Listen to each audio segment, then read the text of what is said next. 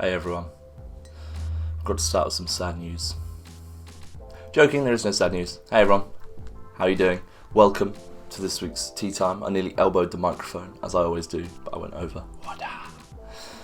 Today, our t-shirt, one of my favourite t-shirts. I wear this all the time. I get a lot of compliments on this t-shirt. Brian Altano said he loved it, so there we go. There's a review for you.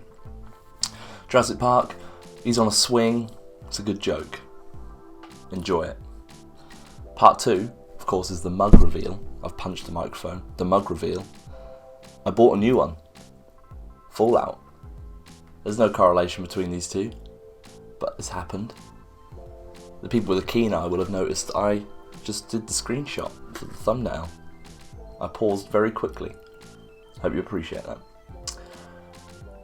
Of course, yesterday, oh my goodness, last week I said about the t-shirts.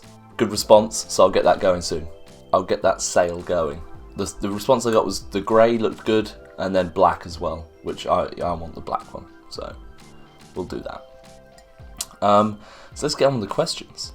Dalton Payne asks, most overrated game you've ever played? Well, he's got a two-part question. I'll start with that one. Most overrated game you've ever played?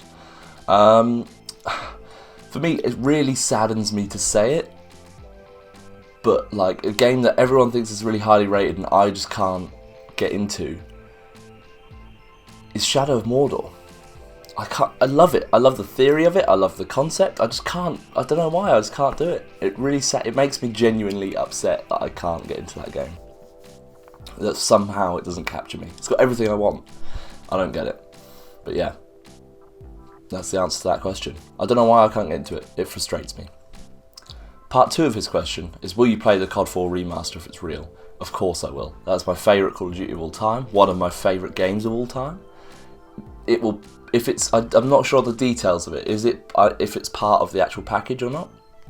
Because if you can buy it separately, I'm just buying that. I'm not going to buy Infinite Warfare or whatever the shit's called nowadays. Because the thing is, around this time of year is when I get my want to play Call of Duty again. But I think I'm just going to play Call of Duty 4 to get that out of the way. I'm not going to buy Black Ops 3. Because I don't need it. Sean Donahue asks, favourite time of day to play games? Well, there's no question mark. So unless he was just tweeting me saying, like, this is my favourite time of day to play video games, then, you know, that might have been it. I'm going to assume it was a question. I usually play them either incredibly late at night when I get home from, like, my evening job. I tend to play them, like, in between workouts, because obviously I work from home during the day most of the time. I'll just, like, on my lunch break, I'll just take a 2-hour lunch break and just play some games if I can squeeze it in. And then a lot of the time, I tend to just do big stints. I'll just do, like, once a week, I'll just play games all day if I can fit it in. Haven't been able to do that for a while, which sucks, but, you know, that's being busy for you. Ryan Santil asks, what game gave you the greatest sense of accomplishment after beating it? Now I'm going to put 2 here. I'm going to put Red Dead Redemption is one where, like, I finished that game and I just felt like I loved the story, I loved everything about it, and it gave me this great sense of accomplishment. In terms of, like, difficulty, a weird one's Faster Than Light. I played it on iPad, and I loved that game. Absolutely superb. And because obviously once you die, you die.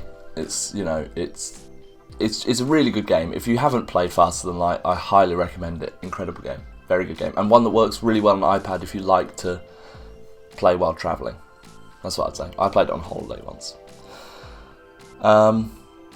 Adam Wells. What famous people, living or dead, would you like to have a cup of tea with?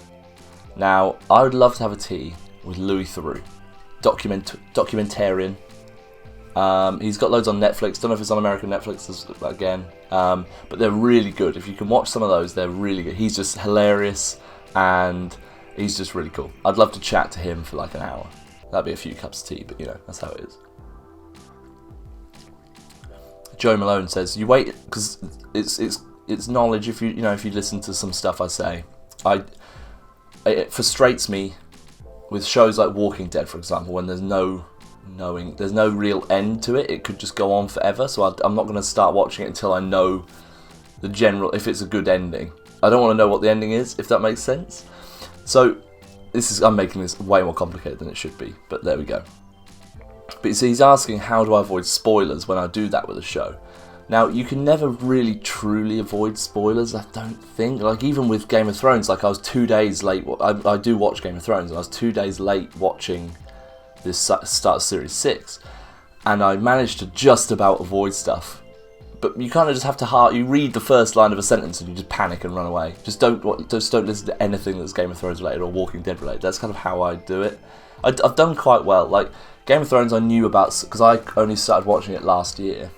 I got caught up in quite a few spoilers, and I did find a few of them out. But then, you know, there's still some big ones that you don't even hear about, and this is obviously has to be so vague because I don't want to ruin it for other people. But yeah, so sometimes you get caught out, but most of the time it's okay. I tend to follow very few people on the internet, and they're generally quite kind in not doing spoilers. Jared Webster, when are you growing the beard again? I don't know. Not for a while. I like this. This is the longest it gets. I'm gonna shave this today. Give it a shave. Shave my neck. I don't know. I had a beard for 2 years. I'm enjoying the no beard for now. And Angel Bina asks, how did you take care of the beard? This is another reason why I'm not getting it back, because it took like an extra 10-15 minutes to get ready every day. I used to have to trim it up with a little razor, make sure it's like all neat, and I'd have to oil it and comb it. It's a big hoo-ha. And then Trevor Starkey with the final question. What are your tips for delivering premium Snapchat content? Now, I'm assuming you're saying that, you know, you enjoy my Snapchat content. I hope you do. It's, if you don't already follow me, it's Hawk1N5. I'll put a thing somewhere. And yeah, I don't know. I think just be original. Use the tools to your disposal. So like if there's a funny makeup one, just use that. It's funny. Just do your face. The new face swap's incredible. Like I saw an Arnie one. Someone swapped their face with Arnold Schwarzenegger, and then they were doing this like really funny, long, dragged out story. That was really good. I enjoyed that. So, you know, do stuff like that. I think the thing with Snapchat to remember is that it can be crap content and pointless. Like, it's one way, like, people post their food on Instagram a lot. I'm guilty of it sometimes, because, like, you know, I like cooking, I want to put it out there. But when with Snapchat, it's only there for 24 hours if you put it on your story. So, like, if you put a picture of it, doesn't matter, it's gone within 24 hours, it's deleted, no one remembers it. With Instagram, it's obviously there forever. So I think that's a thing to remember, is like, just remember that it gets deleted, so even if it's crap, it doesn't really matter. Because people won't really care. So yeah, there you go. That's it for the questions. Plus plays, sorry I missed last week. I really should pre-record them. I'm very aware of this, I just haven't learnt my lesson. Basically, I had football last week, and I had the final, and then we won, but it got dragged out to penalties and everything, and it ran too long, and then I didn't have time to do plus plays.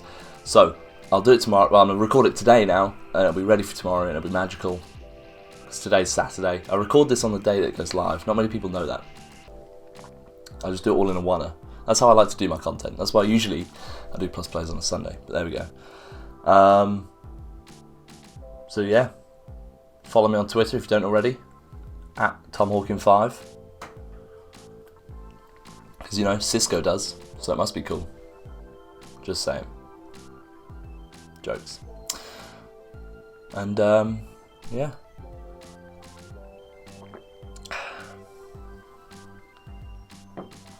Thanks for watching.